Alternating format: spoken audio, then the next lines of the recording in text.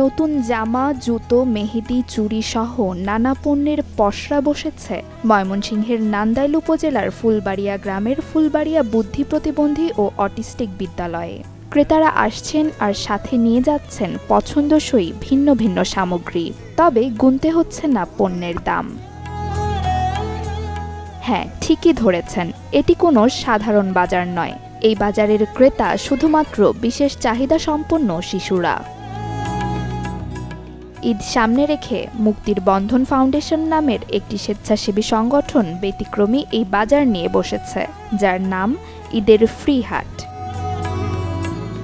উৎসবে খুশি হবে নগদে বেশি, কারণ ঘন্টায় ঘন্টায় আছে গিফট জেতার সুযোগ। এমন আয়োজনে উচ্ছ্বসিত অভিভাবক ও স্থানীয় গ্রামবাসী। গেঞ্জি পাইছি, ফ্যান পাইছি, জুতা পাইছি, তারপর বই পাইছি, বেলুন। আমরা এলাকাবাসী হিসেবে, স্কুল কর্তৃপক্ষ হিসেবে আমরা অনেক আনন্দিত। বাচ্চাদের ঈদ সামগ্রী দিচ্ছে, এতে আমরা অনেক আনন্দিত, বাচ্চারাও ভালো আনন্দিত, এগুলি পেয়ে অনেক খুশি হবে। বিভিন্ন পর্যায়ে যারা অবহেলিত এই সমাজে, তাদেরকে যদি সবাই সহযোগিতার হাতটা বাড়িয়ে দিত, তাহলে আমার মনে হয় যে আমরা আসলে সুখে বসবাস করতে পারতাম।